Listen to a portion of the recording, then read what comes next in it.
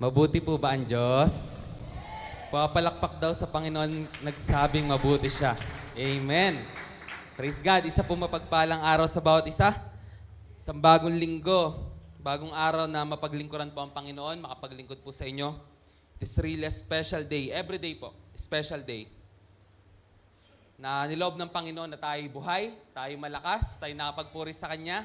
Diba? Nakakapagdagdag tayo ng value sa langit. No? Kasi po, pinag-aralan po namin ng mga katatayan na lahat ng bagay paulit-ulit. Yun, Ecclesiastes, medyo dark yung umpisa na aming pinag-aralan. Pero ibig sabihin lang po nun, yung mga bagay na nandirito sa lupa, hindi natin kayang dagdagan. Kunyari, pag namatay po tayo, babalik tayo sa alabok. No? Hindi naman bibigat yung earth kung lahat ng tao mamamatay, di ba? Hindi naman nadadagdagan yung alabok para bumigat yung earth or mag-tilt pakaliwa or pakanan. Pero sa biyaya ng Panginoon, kung tayo po ay buhay at tayo po ay naglilingkod sa Kanya, may nadadagdag naman po tayo sa langit. Kasi nakakapag-ipon po tayo doon ng treasure. Ibig sabihin po, yung mga time na in-spend natin sa paglilingkod sa Panginoon, sa pananalangin, sa pag-aaral ng salita niya, totoo po yun, nakakapagdagdag po talaga yun sa langit. And pag tayo po naglilingkod sa mga makalupa nating Panginoon, meron tayong mga boss, meron tayong mga amo sa trabaho. Pag tayo po namatay, papalitan naman po tayo yan agad, 2 weeks notice. Papaka po yung gamit mo or baby mag-send ng flowers sa bahay pag namatay. Hanap ng bago. Papasok ulit sa training yan hanggang sa baka mas maging magaling pa sa'yo. Pero si Lord, sabi sa Mateo chapter 11 verse 29, lumapit kayo sa akin, kayong mga napapagal na bibigatan sa inyong pasanin. Sa 30 to 31, matuto kayo sa akin sapagkat ako'y mababang loob. Yan. Na magaan yung pasanin na ibibigay ko sa inyo. Sino gusto ang boss niya si Jesus? Amen. No? Pagka tayo po naglingkod kay Jesus, hindi niya po nakakalimutan lahat ng ating pagpapagal. Hindi niya po nakakalimutan lahat ng ating pagluha, lahat ng ating effort, lahat ng ating sacrifices. Ganyan po kabuti ang Panginoon. Kaya with that, I welcome everyone sa mga, wala po yatang online ngayon, isa po mapagpalang araw sa bawat isa. Praise God. Papuri sa Panginoon. 2 weeks ago, kung maaalala niyo po yung shinare ko is patungkol po sa The Lord is my shepherd or El Roy. Yan. The Lord is my shepherd. Ngayon naman po, ang pinag-aralan lang po natin nun ay verse 1 to 3. Ngayon naman po sa biyaya ng Panginoon, alamin po natin yung kabuuan nung The Lord is my shepherd. Because meron pong super great na story behind this book. And madalas po siyang i-recite ng mga bata, no? Ng mga family. Pero sobrang lalim po pala talaga niya.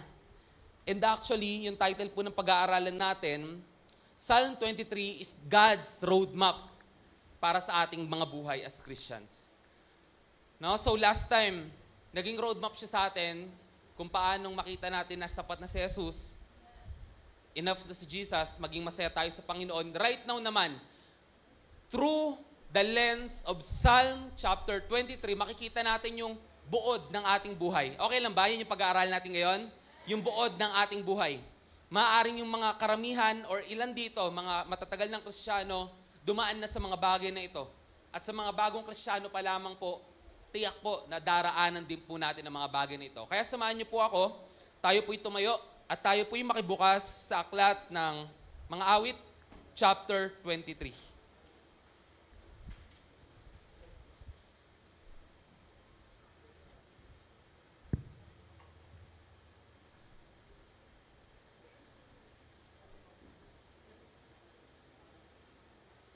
Sabi po ng amen sa nakakita na? Amen. Hallelujah. Ang Panginoon ay ang aking pastol, hindi ako magkukulang. Pinahihiga niya ako sa mga luntiang pastulan. Inaakay niya ako sa tabi ng mga tubig na pahingahan. Pinanunumbalik niya ang aking kaluluwa. Inaakay niya ako sa mga landas ng katuwiran alang-alang sa kanyang pangalan.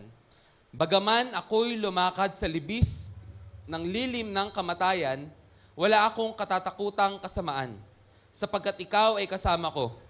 Ang iyong pamalo at ang iyong tungkod, inaaliw ako ng mga ito. Ipinaghahanda mo ako ng hapag sa harapan ng aking mga kaaway, iyong binubuhusan ng langis ang aking ulo, umaapaw ang aking saro. Tiyak nga na ang kabutihan at kaawaan ay susunod sa akin sa lahat ng mga araw na aking buhay at ako'y maninirahan sa bahay ng Panginoon magpakailanman. Aming Ama, maybe it could be the last time na pag-uusapan namin ng Psalm 23. Kaya with humility, with hopefulness, lumalapit po kami sa iyo. Tulutan mo, aming Ama, sa pangalan po ng iyong anak, na malaman namin, maunawaan namin yung mga bagay na nais mong ituro sa amin. O Diyos, nawa ito ay magbunsod sa amin na maging mas malalim ang pag-ibig namin sa iyo, maging mas mahigpit ang pagtitiwala namin sa iyo, at mas maging malalim ang relasyon namin sa iyo. Pinupuri ka namin, sinasamba at dinadakila. In the name of Jesus. Amen. Makakaupo po ang bawat isa. Salamat sa Panginoon.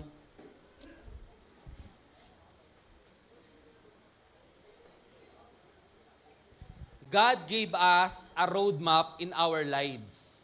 And it is in Psalm 23. May binigay na pattern, may binigay si Lord na patutunguhan ng ating buhay. At kung tayo lamang ay masusi sa pag-aaral ng kanyang salita, makikita po natin to dito sa Psalm 23. For me, personally, as a Christian, ilang beses ko na rin naman po ito napag-aralan, pero tunay nga, ng salita ng Diyos, hindi mo po masasaid. Hindi mo po mauubos yung sustansya. Lagi pong may bago at may bago. At in this time, pinakita po sa atin ng Panginoon na ito po ay salamin. Magpapakita ng ating buhay. So, ano nga ba ang roadmap ng Diyos for a Christian life? So, meron ditong 4 na lugar, 4 na bagay na ating pag-uusapan ngayon. In the pasture, in the valley, or in the pass. Yan, in the pass, tirad pass, parang in the valley. In the peak, and in the father's house. So, to sum it up, pasture, ito yung plains. Dito nag-graze yung mga tupa. In the valley, ito po yung, valley is yung pagitan ng mga bundok. Pag sinabing valley, ito po yung lambak. Alam niyo po yan, no? Mga anyong lupa. Lambak po, lambak. Pagkatapos po ng lambak, nandiyan na po yung tuktok ng bundok. And in the father's house. So in the pasture. So last week, I talked about how Jesus is enough. Sabi rito, the Lord is my shepherd, I lack nothing. He makes me lie down in green pastures. He leads me beside quiet waters. He refreshes my soul. He guides me along the right paths for His name's sake. So this is a place of provision. Ito po yung kalooban sa atin ng Panginoong Hesus na tayo po ay humantong sa hindi lang buhay. Sa John 10:10, isang buhay na ganap at kasiyasiya. It is a place of abundance. It is a place of provision na nais ating papuntahan ng ating mabuting pastol. Kausap ko yung mga youth nung nakaraan. Well, hindi naman lahat ng youth. May mga youth lang akong kausap. Sabi ko, si Lord ay iyong pastol at ikaw ay kanyang tupa. Meron siyang lugar na gustong papuntahan sa'yo. Yung lugar na yon hindi mo alam na dadalhin ka niya doon. Pero pag nakarating ka doon, pasasalamatan mo ang Panginoon. It is a place of abundance. It is a place of contentment na nais ating papuntahan ng Panginoon. Kasi again, ulitin ko lang, may point A, may point B. So ang point A is maybe yung buhay mo dati. Ano ba yung buhay mo dati? Wala kang pastol. Yung buhay mo dati pariwara. Yung buhay mo dati namumuhay ka sa bawat araw na nag-aalala. Hindi ka mapakali. Namumuhay ka maybe sa ano bang mangyayari sa bukas. Ano ba yung future ko? Maybe hindi ka sure sa salvation mo. Yun yung una mong buhay. Ngayon, when you found Christ, no? When Jesus saved you, dinala ka niya ngayon sa kanyang pastulan. It is a place of eternal security. Ngayon, kampante ka, kahit anong mangyari sa buhay mo. Masaya ka. No, ito yun ngayon yung point B mo na nais sa yung papuntahan ng Panginoon. Actually, this place is more than sa place of provision. Hindi lang siya sa place of provision na pag nandirito ka, pag naranasan mo to, wala ka nang alalahanin sa buhay. Hindi lang po ito physical na provision or maybe physical na abundance, joy, peace, rest, and righteousness. It is actually a spiritual place. It is a place of salvation. Amen po ba? It is a place of salvation. Sabi sa Hebreo chapter 4 verse 10, it is eternal rest in God. So ito po yung pahingahan, pasture. Pahingahan po ito. No? It is also a place God wants us to be in. Gusto po ng Panginoon na maranasan natin hindi lang ang buhay pero abundant life. Isang buhay na ganap at kasiyasiya. Hindi lang sapat na pinanganak ka, yung may birth certificate ka. Hindi lang sapat na pinanganak ka sa paanakan, lying in nila Ate Tina, no? Hindi lang sapat yung kailangan ipanganak kang muli. Kailangan merong spiritual birth. Amen. You should be born twice for you to experience an abundant life. Kailangan natin twice born. Pinanganak ka sa laman, okay? Pero kailangan mo ipanganak muli sa spirito. Sapagkat ang pinanganak sa laman ay sa laman, ang pinanganak sa spirito ay sa spirito. So kailangan mong ipanganak muli upang maranasan mo to be in the pasture. Amen. Amen. Amen. No? Parang ganito dati kambing, ngayong magiging tupa ka na. Di ba? Hindi mo na pwedeng bibihisan yung kambing na maging mukhang tupa o kaya puputulan mo lang ng sungay. Na yan? Tupa na yan. Hindi. Iba ang amoy ng tupa sa kambing. May panghi sa kambing. May anggo. Tawag nila anggo. So, ang kailangan, mamatay yung lumang pagkatao, palitan ng bagong pagkatao. So, it is a spiritual place na nais natin papuntahan ng Panginoong Yesus. Kailangan po nating ma-born again. Ito po ang first step to be in the pasture. So, hindi lang po ito prosperity gospel. This is an assurance gospel. Amen. This is an eternal gospel or good news. So, it is a place God wants us to be and God leads us to this place. Kagaya ng isang mabuting pastol, nililid niya yung kanyang mga tupa sa pastulan. Kung kailan niyo po yung kaibigan po namin, si Kambal, meron po siyang kambing. Well, kambing niya, hindi pala tupa. Pero ang ginagawa niya is dinadala niya yung alaga niya sa pastulan. So, ginigrace niya, hinayaan niyang kumain ng mga damo dyan, tapos paghapon na, ibabalik na niya. Kasi isang hapon, nung binalikan niya galing sa school, wala na yung kambing niya. Kasi nag-aaral kami noon, of course. Nung binalikan niya mula doon sa pinagpastulan niya, wala na. Di ba? Yun lang. Kinaldereta na. So, mabuting pastol, nangunguna. Isipin nyo ganito. Parang ganun. Sumusunod lang yan. Kasi alam ng tupa yung tinig ng kanyang pastol. So, to be in the pasture, the shepherd leads the sheep. Amen? Kagaya po na ginawa ng Panginoong Hesus, siya po yung naunang mamatay at unang muling nabuhay. Siya yung unang na-persecute at unang naging mananagumpay. Kaya tayo rin po, ganun din po mangyari sa ating mga kapatid. Sunod din po tayong dadaan sa mga hardships, sa mga persecutions, and even death physically. Pero hindi po tayo magagapi ng death sapagkat ang nanguna sa atin, ng ating Panginoong Hesus ay napagtagumpayan ng kamatayan. Kaya kung paano siya ay napagtagumpayan niya ang kamatayan, mapagtatagumpayan din natin to.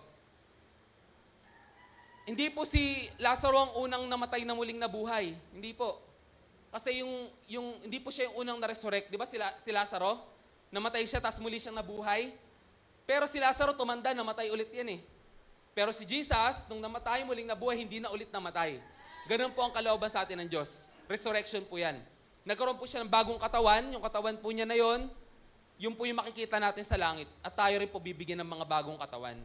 So kung nanguna po ang ating pastol, papunta po doon sa abundant life. This is again a physical and spiritual means. So pagka nasa pastulan ka, kampante ka dapat. Kasi si Lord dadalhin ka niya sa green pasture eh. Kampante ka, it is a place of provisions, it is a place of enough. Yan, it is a place of enough. Kasi kasama mo yung pastol mo, kasama mo yung mga kapatid mo, no? It is a place of enough. And God leads us to this place. However, hindi po dyan natatapos ang journey ng isang Kristiyano. So that's the first place to be. And karamihan gusto na lang dyan magstay. Okay lang ba? Samahan niyo ako sa second place. The second place is in the valley. The valley. It is a hard place to be in. Mahirap. Madilim. malungkot, nakakatakot, nakakapagod. Bagaman ako ay lumakad, ito yung pagkakadescribe ni David. Sa libis ng lilim ng kamatayan, the valley of the shadow of death. Ibig sabihin, itong valley na to sobrang dilim. As if kamatayan. Anong even better na translation dito? Kapatid, para po siya nasa bangin. May bangin pero kailangan mong tumawid sa bangin. Anong gagawin mo? Sabi ni David, dumaan naman ako sa libis, sa bangin ng kamatayan, wala akong katatakutan dahil ikaw ay kasama ko. Pag-usapan natin. It is a place of trial. Kala po siguro natin nung tayo nakakilala sa Panginoon, sapat na, kompleto na at hindi na tayo dadaan sa pagsubok. Hindi po pinangako ng Panginoon na magiging hayahay ka. Hindi po pinangako ng Panginoon na walang darating sa iyo na pagsubok. Ang kanyang pinangako, anak, dumating ka man sa pagsubok, kasama kita. Kasama mo ko. Yun ang kanyang pangako. So it is a place of trial. Sa 1 Peter chapter 1 verse 7, it is a place kung saan yung ating faith ay tinetest, dinadaan sa apoy, upang ang ating pananampalataya ay maging dalisay. Sapagkat ang ating pananampalataya ay higit na mahalaga kaysa sa ginto na dinadaan sa apoy. It is a place of trial. It is a place of testing. It is a place actually of suffering. Sa Philippians chapter 1 verse 9, niloob ng Panginoon hindi lamang maligtas tayo, pero tayo rin ay, sa English na lang, it has been granted to us on behalf of Christ not only to believe in Him, but also to suffer for Him. Hindi lang po tayo naligtas, pero tinawag rin po tayo na magbata, makipasan ng krus, dumaan din po sa mga pagsubok. Bali. It is a place of teaching. Hindi ko lang po na-include, but it is a place of teaching. Tinuturuan ka ng Panginoon. Because ito po yung hardest hike to the peak. Ito po yung hardest hike to the top of the mountain. Ibig sabihin na ito, anak, yung mga hindi mo kailangan paakit ng bundok, iwanan mo. Hindi ka makaakyat sa bundok kung kasakasama mo pa rin yan. Sabi sa Hebrews chapter 12, merong mga kasalanan that lingers to us. No? Ito po yung nagpapabigat ng ating akyatin. May mga kasalanan, may mga baggages po tayo sa ating buhay na nagiging dahilan hindi tayo makahakbang sa next step. So it is a place of teaching because the Lord is a great teacher. Alam niyo po mga kapatid, I search. Gusto ko lang makita kung ano yung itsura ng valley sa Mount Everest. Search ko, valley in the Mount Everest. Ang na-search ko, alam niyo mga kapatid, ang tawag ay Rainbow Valley. Rainbow Valley ang tawag. Alam niyo kung ba't naging Rainbow Valley? Because yung valley na yon, yung po yung steep na daan na yon, ay puno ng iba't ibang mga kulay. Saan galing? Galing sa mga bangkay ng mga mountaineers na dumaan doon. Kasi iba-iba yung suot nila. Kunyari, Pilipinas, edi yung present mo is may pula, may blue, may dilaw. Nandun ka na sa Rainbow of Valley, Rainbow Valley. Kunyari, ibang bansa, iba-iba yung mga dinadala mong flag. Ang dami po nakahilerang patay. So, hindi na nila yung nakukuha. Mga mahal ko kapatid, the valley is the most dangerous part of the climb. Sa Mount Everest nga po, ito po yung death zone. Ito po yung zone 4. Ito po yung death zone sa Mount Everest. And true enough, even sa Christian life, ito rin po yung pinakamahirap. Ano po ba ang translation nito? Ano po ang ibig sabihin nito sa ating buhay? Mga mahal ko kapatid, ito po yung panahon na dumaraan ka sa pagsubok. Ito po yung dumaraan ka sa kalusugan, nawawala ang kalusugan. Even dumadaan sa kamatayan, namamatay yung mga mahal mo sa buhay. Ito yung panahon na nakakaranas ka ng matinding pagkalagpak, matinding pagkabigo, matinding kalungkutan, para kang nasabuyan ng napagtakpan ka ng langit at lupa, para kang nag-iisa, para kang nakabaon sa lupa. Ito po yung panahon na iyan. Kung ikaw po ay dumadaan sa panahon na to, kapatid, you are in the valley. And hindi po natin pwedeng exempt ang ating sarili. Lord, sa pasture na lang ako. Kung tayo po ay sumusunod sa Panginoon, dadaan po tayo sa valley.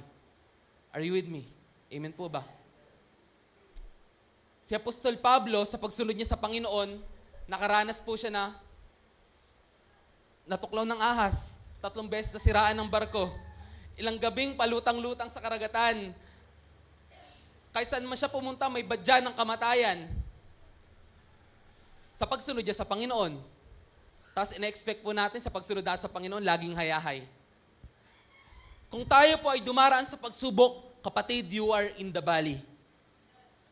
At nakaka-amaze lang po. Nakaka-amaze lang sa ginagawa ng Panginoon. Gusto ko po sabihin na ito pong verse na to, itong verse 4 na to, ito po yung heart ng Psalm 23. Ito po ang heart. Kasi po sa pagkakasulat po niya ng Hebrew manuscript, nakahiwalay po to. Ito po yung nasa gitna. This is the heart. And gusto ko po kayo bigyan ng magandang transition na pinakita rito. Okay lang ba, ate, sa Tagalog? Psalm 23. Tignan niyo po ito mabuti, no? Doon po muna tayo sa 1 to 3. Ayan. Si Yahweh aking pastol, hindi ako magkukulang. Ito yung gusto kong bigyan ng emphasis. Pinapahimlay niya ako sa luntiang pastulan. Inaakay niya ako sa tahimik na batisan. Pinapanumbalik niya ang aking kalakasan. Pinapatnubayan niya ako sa tamang daan upang aking parangalan ang kanyang pangalan. Pansin nyo, puro third person. No? On the verses 1 to 3, the psalmist or David talks about the shepherd. Dinidescribe niya yung shepherd, kung anong ginagawa sa kanya ng shepherd. While on the verse 4, tingnan natin. Sige. Okay. Dumaan naman ako sa madilim na libis na kamatayan, wala akong katatakutan pagkat ika'y kasama ko. Ang tungkod mo at pamalo, aking gabay at sanggalang. From third person, na niya, kanya, siya, ngayon naging ikaw. No? Ika'y aking kaagapay, tungkod mo. Naging second person. Now, hindi na siya nagtitalk about sa shepherd, he is talking directly to the shepherd. And he is in the valley. Nais ko ipakita, mga mahal kong kapatid, that while ang being in the valley is a hard place, tingnan natin yung two next slides. Next 2 slides. Sige, isa pa. In the pasture, God walks ahead of you. In the valley, He walks beside you. Baka may gustong pumalakpak sa Panginoon.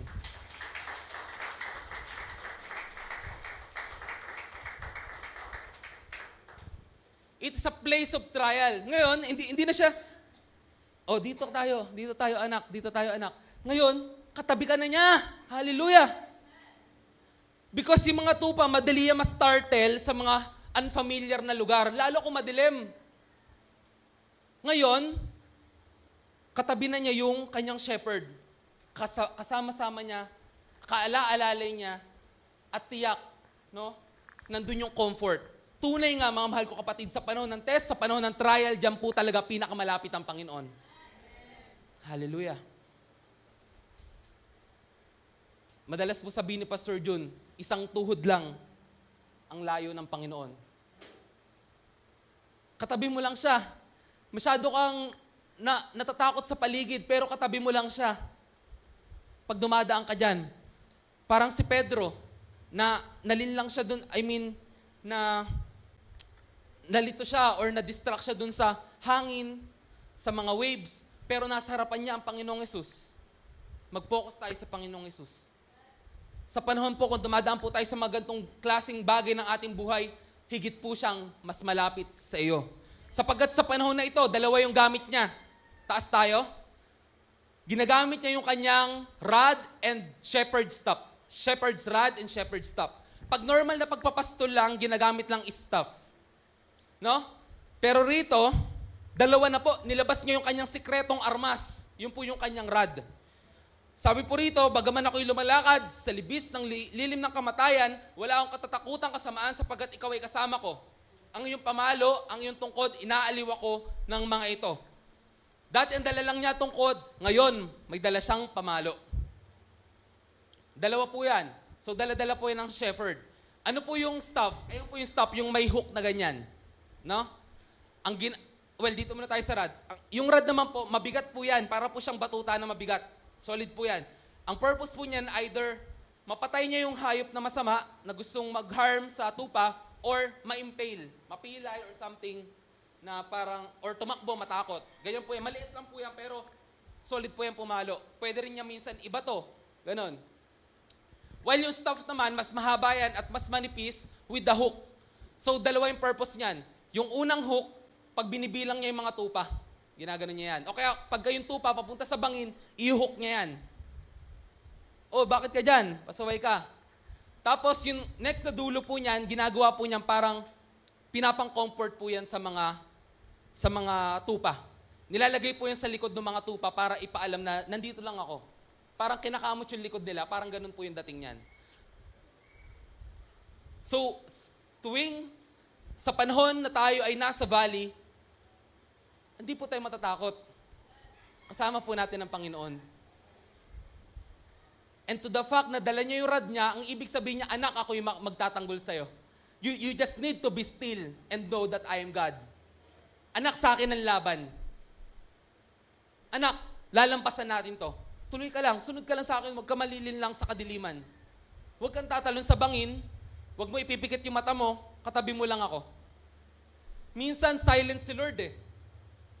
Kasi, dati, nakikita mo siya, alam mo yung mga signs ni Lord, alam mo yung pangungusap ni Lord, pero right now, nandito siya eh. Hindi mo siya makita. Wala na siya sa peripheral mo eh. Nasa tabi mo na siya eh. But He is closer to you. Mga mahal ko kapatid, in the valley. In the valley. True life, sabi ni Warren Wiersbe, true life, as we follow the shepherd, we will have many and varied experiences. Some of which will be, tingnan nga natin, yan, will be very trying. Yan. But none of them can take the Lord by surprise. Yan. Hindi pwedeng ma-surprise po ang ating pastol sa ano man dumarating sa ating buhay. Kahit ano man po'y dumarating sa ating buhay. We may trust Him and have peace. The closer we are to our shepherd, the safer we are, and the more His peace will fill our hearts. Even once in our lives, daraan po tayo sa gantong bahagi ng ating buhay.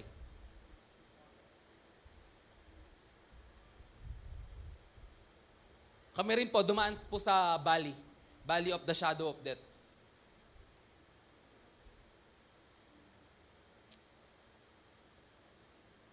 Tignan po natin yung sarili natin. Few minutes. Takot ba akong dumaan sa valley of death? Takot ba ako na may maapektuhan sa mahal ko sa buhay, maybe? Or maybe yung career ko, yung financial ko? Or maybe sarili kong kalusugan? Takot ba ako? Meron ba akong i-withhold? Alam nyo, sa 2 Corinthians chapter 9 verse 12 or 12 verse 9, sabi ni Apostol Pablo, 3 beses kong hiningi sa Panginoon na alisin yung infirmities sa akin. Meron siyang karamdaman, meron siyang tinik na nagpapahirap sa kanya, sabi niya. Pero ang sagot ni Lord sa kanya, sapat ang aking biyaya sa'yo. Nagiging hayag ang aking kalakasan, kapangyarihan sa panahon na ikaw ay mahina. Yun ang tugon ni Lord sa kanya.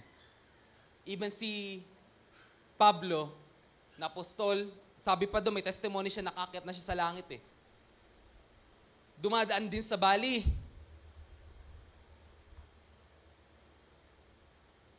God is glorified kung tayo ay nasa valley. Alam po yan, ng mga recent na dumaan. Kamatayan sa pamilya, karamdaman, maybe sariling karamdaman or sa pamilya, yung mga dumadaang unos at bagay sa ating buhay. At para sabihin ko lang din po sa bawat isa, kung tayo po'y dumaan sa ganyan or dumaraan sa ganyan, dumaan din po kami sa ganyan. Share ko na po. Recently po, di ba po, nanganak po ang misis ko. Dumating po sa amin ang aming baby.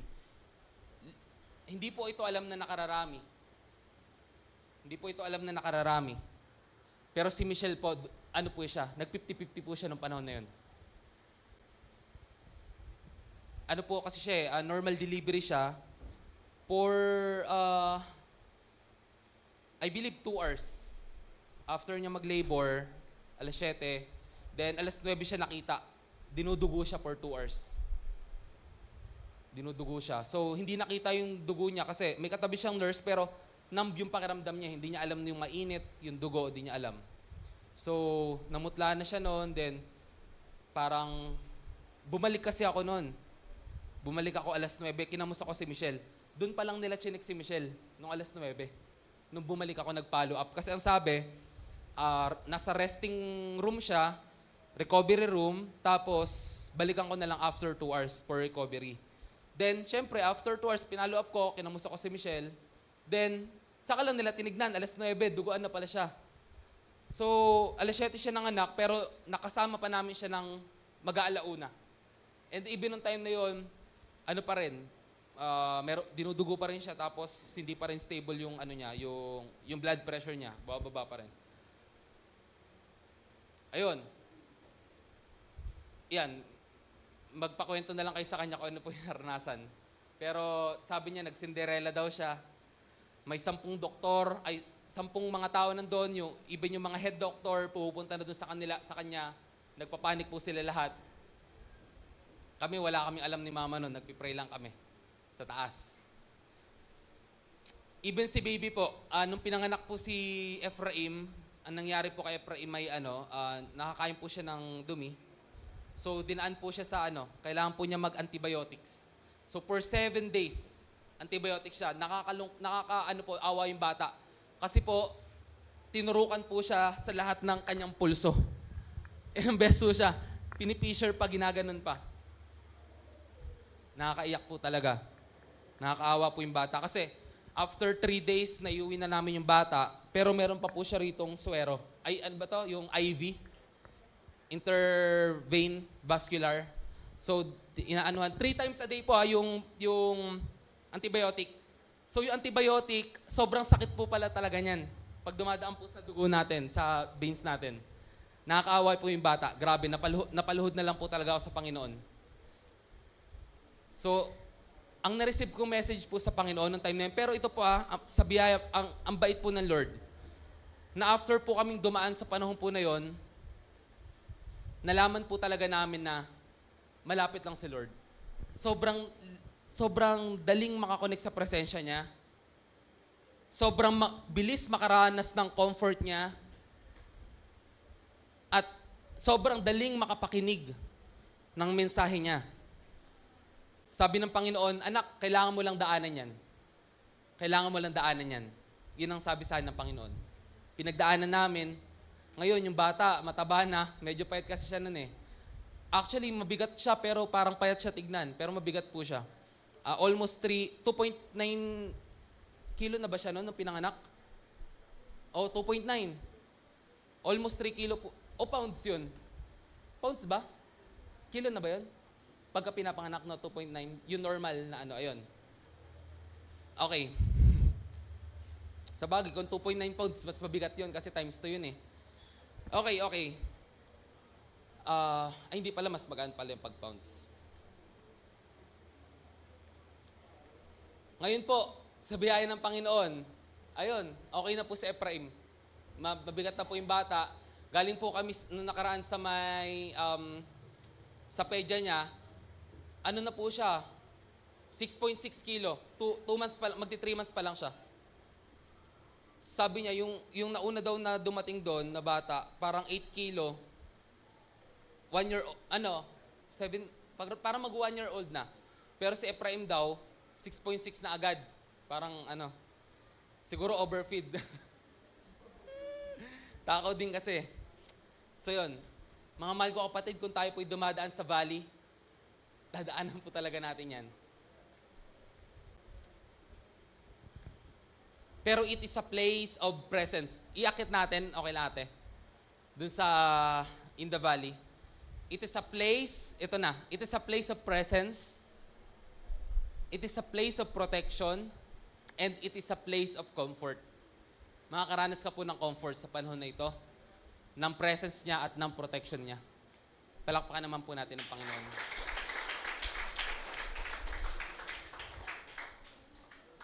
Next, in the peak, or in the summit. It is a place of victory. Now, sabi rito, you prepare a table before me in the presence of my enemies. You anoint my head with oil, my cup overflows. Sa verse 5 naman po, hindi na po nagsasalita si David bilang isang tupa. Siya po ay nagsasalita na bilang isang mandirigma. Ganun po pala.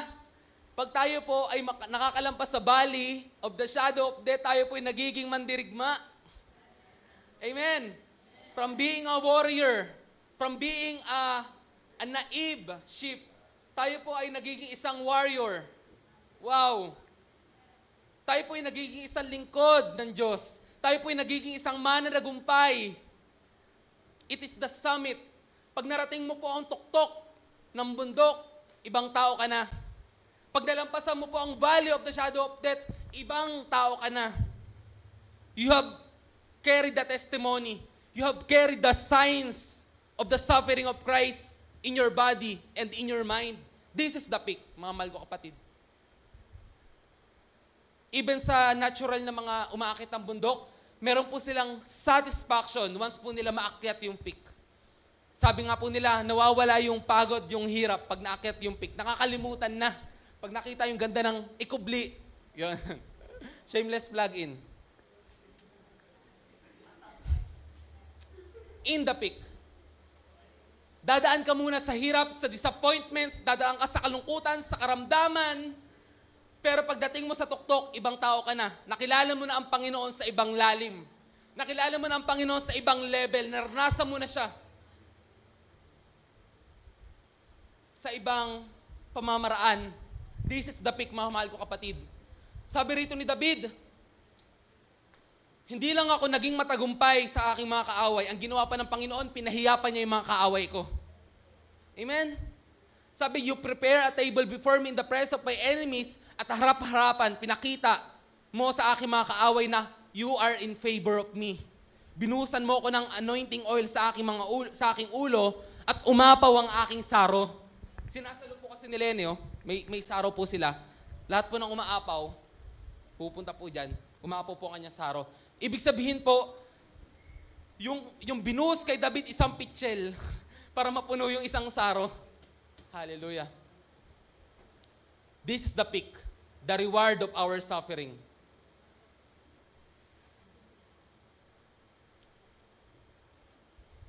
It is a place of victory because sabi sa Romans chapter 8 verse 37, in Him, in Christ, in Him who loves us, we are more than conquerors.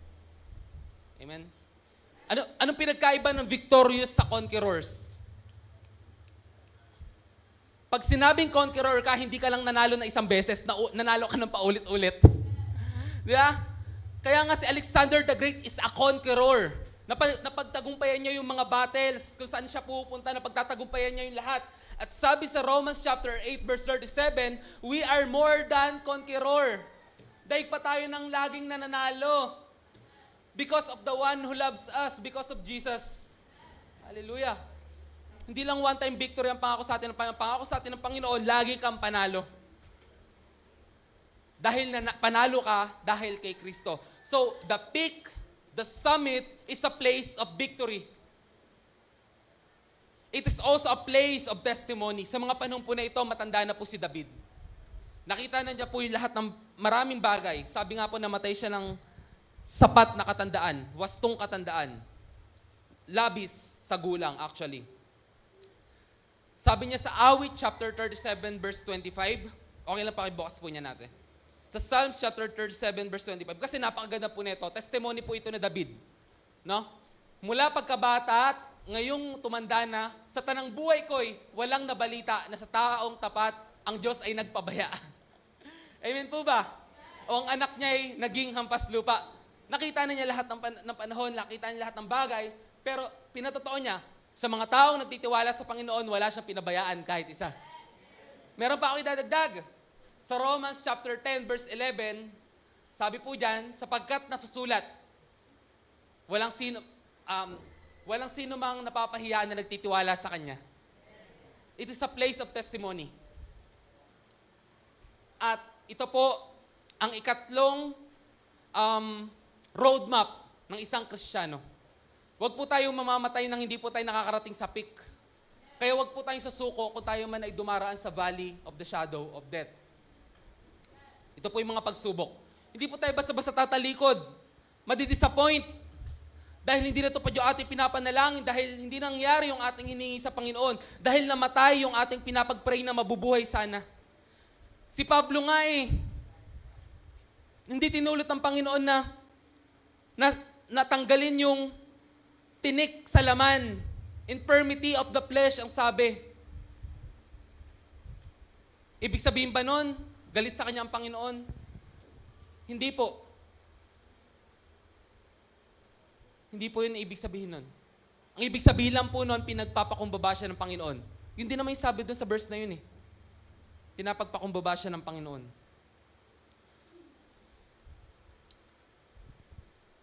Sapagkat isipin po natin, kung ang ibibigay lang po sa atin ay puro blessing, tignan niyo po ito kung isipin niyo po, ang ibibigay sa atin ay puro blessing, isipin mo, meron kang bilao.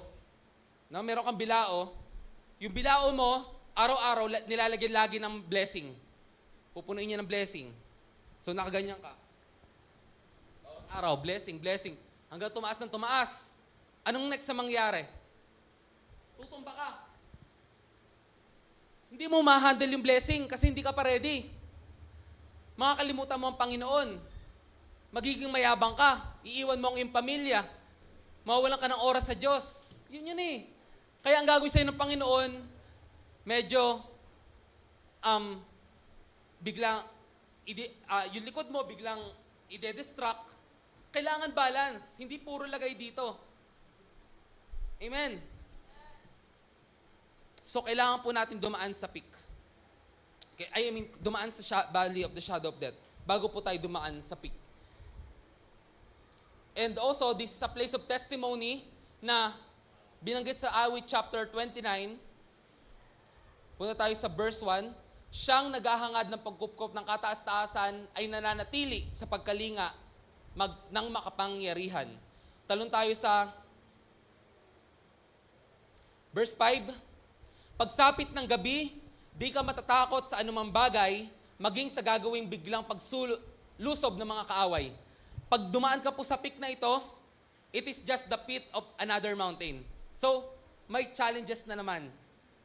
Amen. Baka yung iba riyan, ayaw na maging Kristiyano. Kasi, Pastor, bakit puro lagi may mga challenges? Lagi may valley of the shadow of death. Sabi nga po the peak of a mountain is just the foot of the next. So sabi rito ni David, dahil kilala ko na ang Panginoon, equipped na ako sa next level, pagsapit ng gabi, pagdaraan na ulit ako sa valley of the shadow of the death, hindi ako matatakot sa anumang bagay, maging sa gagawing ambush or biglaang paglusob ng mga kaaway. Sa verse 6, ni sa anumang pamang salot na darating sa pagkagat ng dilim, sa pagpuksay, wala akong takot sa araw man na dumating. Verse 7, kahit mabuwal sa iyong harapan ang 1,000 tao, sa iyong paligid ang bilang ng patay ay biglang 10,000, di ka matatakot at natitiyak mong hindi ka maaano. Sa verse 8, ikay magmamasid at sa panonood mapapatunayan iyong makikita taong masamay pinaparusahan. Sa pagkasiyawi ang iyong ginawang tagapagsanggalang at ang pinili mong mag-iingat sa iyo'y ang kataas-taasan. So nagkakaroon ka ng strength for the next level, nagkakaroon ka ng testimony dahil sa pagpapakilala sa iyo ng Panginoon. And finally, in the Father's house. In the Father's house.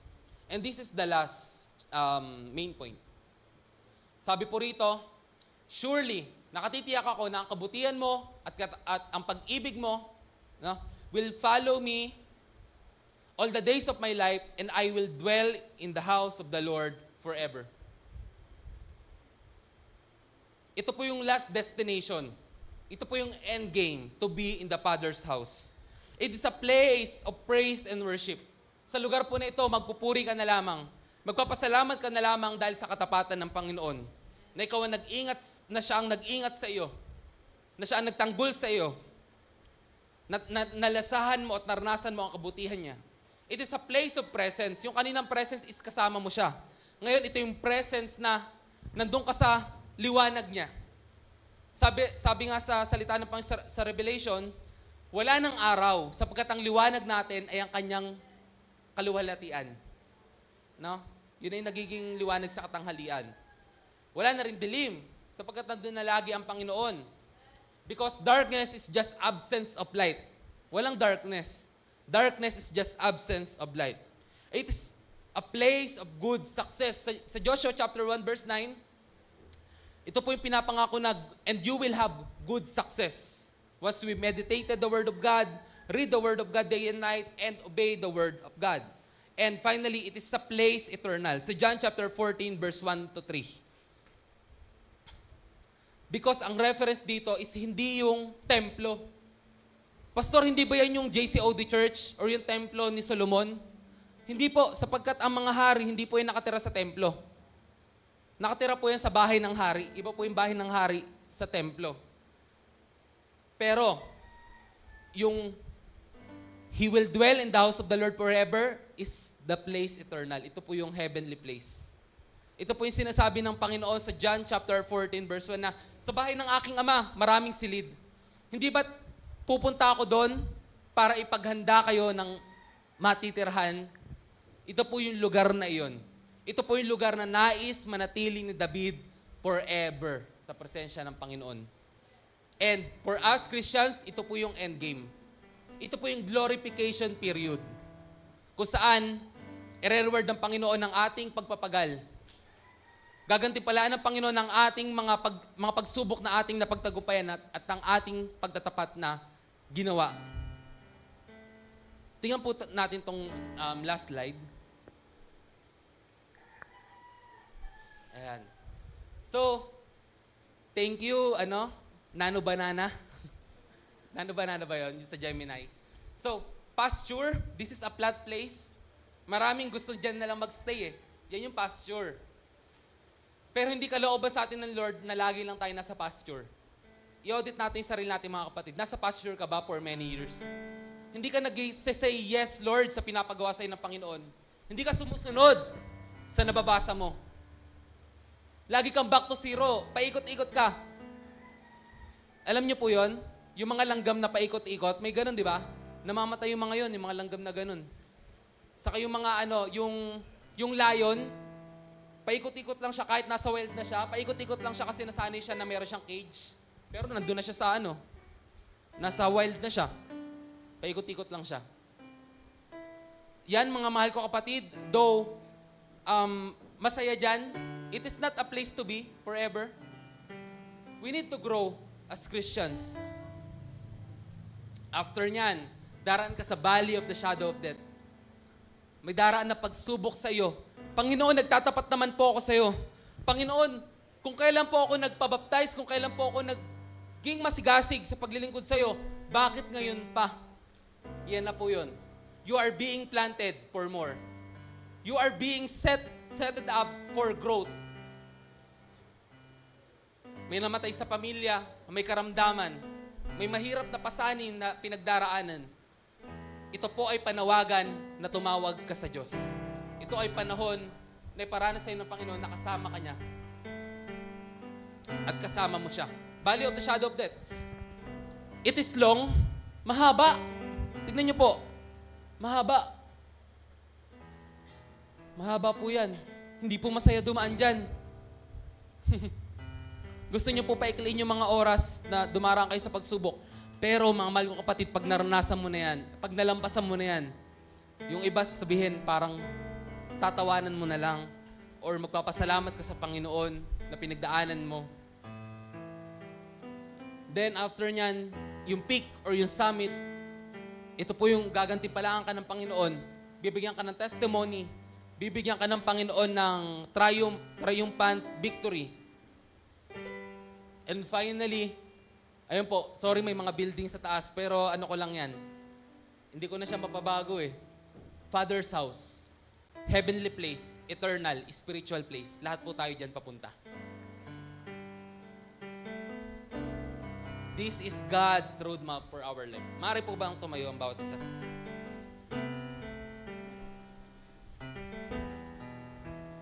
Tapat ka o Diyos.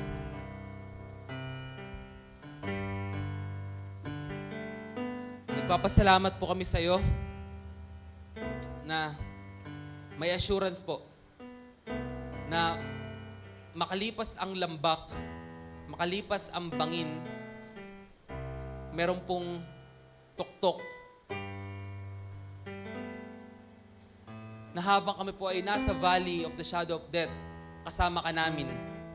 Doble rin yung effort mo, Lord, because hindi lang stuff yung dala mo.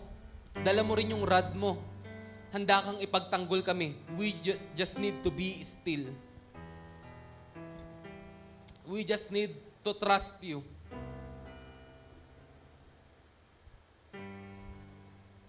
Panginoon, kami po yung nagpapakumbaba sa iyo. Hindi po namin kaya mag-isa ang journey na ito. Tinawag mo po kami sa paglilingkod. Ikaw po ang nag-enlist sa amin. Kaya't sa iyo lang po rin kami aas at tatawag. Panginoon, kung may mga kapatid po kami na takot mag-step up, takot dumaan sa mga scorching of fire, scorching of trials, Panginoon, i-ready mo po sila. Patatagin mo po sila so that they will step up in faith. So that they will taste and see that you are good. At kung may mga kapatid po ako sa oras na ito, na dumaranas rin naman, Panginoon, ng kalungkutan, ng kabagbagaban, Panginoon, ng pagsubok, na kung saan ay dinaraan mo kanilang pananampalataya upang ito'y matiyak kung dalisay. Lord, as you do it, comfort them, Father. As you do it, O God, ipakita mo ang iyong gilas, ipagtanggol mo po sila, Panginoon. Dinadalangin ko, ipagtanggol mo po sila, Panginoon. So that we will triumph, Panginoon, in you. So that we will testify that our God is alive. That our God is a God who comforts. That our God is a God who knows us. A God who heals. A God who provides. Oh God. And finally, Panginoon, the place to be with is a place where you are. Nais po namin, kasama ka namin, Panginoon. Nais po namin, kasama ka namin, Panginoon. Nais po namin, kasama ka namin, Panginoon. Hallelujah. Hallelujah. Hallelujah. In a time of silence, pwede po ba natin pikit ang ating mga mata? Isipin mo, nasaang part ka ngayon? Nasaan ka? Are you in the pastures? Are you in the valley of the shadow of death? Are you in the summit, in the peak? God has a roadmap in our lives. At ito'y para sa ikabubuti natin. Mahirap man tanggapin, mahirap man maranasan, tayo'y magpasalamat sapagkat ito'y ayon sa kanyang kalooban.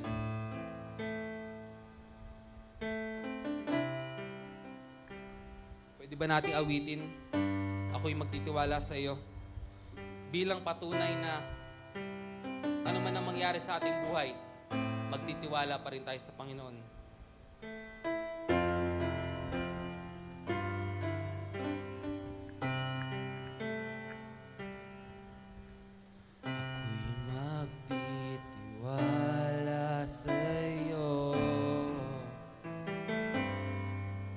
Kalakasan ko'y nanggagaling sa'yo.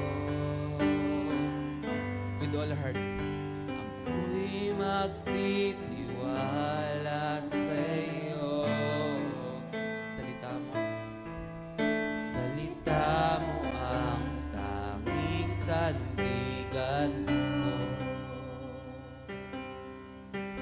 Ako'y magtitiwala sa'yo. Yes, God. With all our hearts.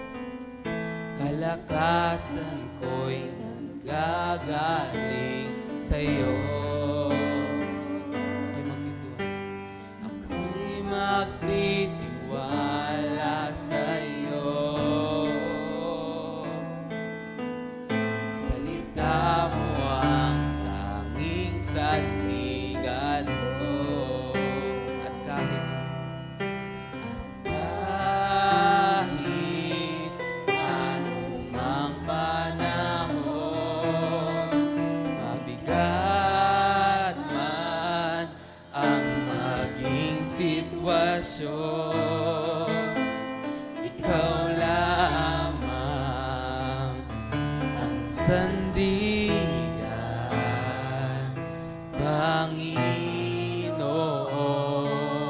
Jesus. at kahit Kahit anumang panahon, mabigat man ang maging sitwasyon, ikaw lamang ang sandigan, Panginoong Jesus. At kahit anumang panahon, mabigat man ang maging sitwasyon, ikaw lamang ang sandigan, Panginoong Jesus. At kahit with all our hearts, Panginoon, nagtitiwala ako sa iyo. Ano man pong panahon, sitwasyon, man ang maging sitwasyon, ikaw lamang ang sandigan, Panginoong Jesus. At kahit anumang panahon, mabigat man ang maging sitwasyon, ikaw lamang ang sandigan, Panginoong Jesus. At kahit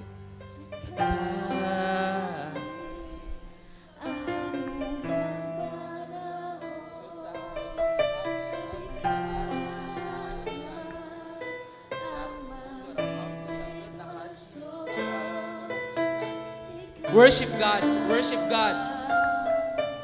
ang sandigan,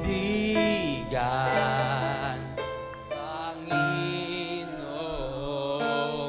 Jesus. At kahit kahit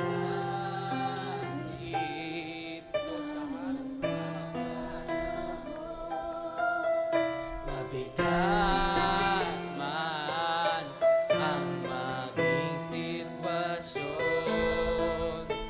ikaw lamang ang sandigan. ikaw lamang, ikaw lamang. Ikaw lamang ang sandigan. Ikaw lamang. Ikaw lamang ang sandigan. Ikaw lamang. Ikaw lamang. With all our hearts, ang sandigan. Ikaw lamang. Ikaw lamang ang sandigan. Ikaw lamang ang sandigan. For the last time, ikaw lamang ang sandigan, Panginoong Jesus.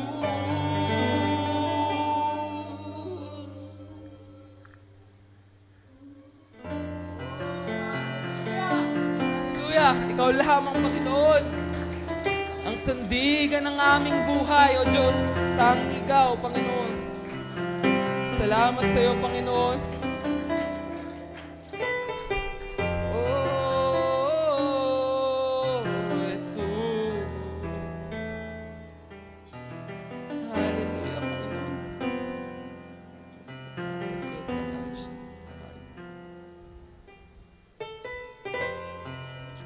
Ikaw lamang, Panginoon,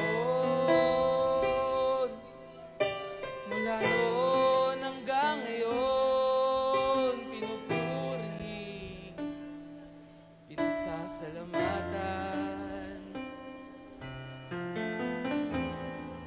Langit sa piling mo, Panginoon, ang iyong presensya ay kabusugan, Panginoon, ang iyong presensya ay kasabigan, Panginoon. Karapat dapat kang pagkatiwalaan. Iyon ang napatunayan ng iyong sarili, O Diyos. Mula sa walang pasimula hanggang sa walang hanggan, ikaw ang siyang nakaraan, siyang kasalukuyan at siyang darating pa, aming Panginoon. Kaya't nakalulugod na kami iyong tawagin na manahan sa iyong pag-ibig. Na kaya nakalulugod na kami tawagin mo sa iyong presensya, kami tinatawag mo na magpahinga. Kami tinatawag mo na tumawag sa iyo at ikay tutugon at magbabayag ng mga dakilang bagay na di pa namin nalalaman. Ikay tumatawag na iyong sinasabi na manahan kayo sa aking pag-ibig. Oh Diyos, aming Panginoon, karapat dapat ka pag-alayan. All of adoration, all of the words of thanksgiving, all of the hearts, Panginoon, na nagpapasalamat sa iyo, all of it, you deserve. It is all for you. Because you are a faithful God. You are a loving God.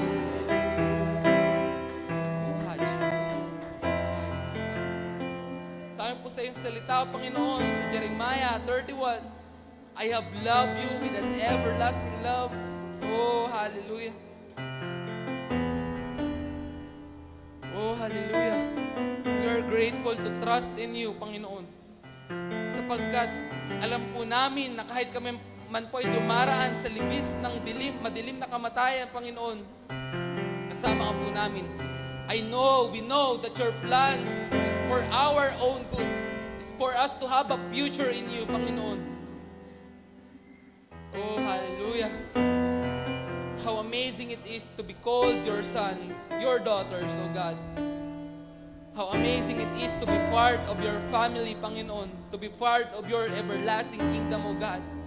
We worship you. We glorify you. We magnify you. We magnify you. Sa kahuli-hulihan, mga kapatid, huwag nating hayaan na tayo lamang po yung nakakaranas ng kabutihan ng Panginoon. Meron po mga tao sa ating buhay na dumaranas ng pagsubok, kailangan din nila si Jesus. May mga tao sa ating buhay na dumaranas ng kalungkutan, dumaranas ng karamdaman, kailangan din nila si Jesus. Sila'y minamahal ng Panginoon. Meron tayong mga mahal sa buhay, kailangan din nila si Jesus. Mga mahal ko kapatid, tayo po'y pinapahayo ng Panginoon. I-share natin ang ating nararanasan sa Kanya sa bawat araw. I-share natin ang mabuting balita na ang Diyos nagliligtas, na ang Diyos nagmamahal, na ang Diyos may mabuting plano.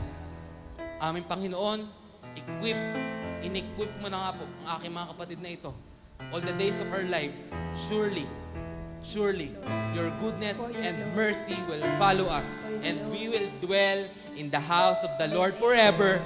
Amen and amen. Purihin ka, Panginoon. Salamat po sa iyo. Makakaupo na po ang bawat isa. Nagpapasalamat, nagpupuri sa Panginoon. Tanging sa iyo, Diyos, sa lahat ng papuri at pagsamba.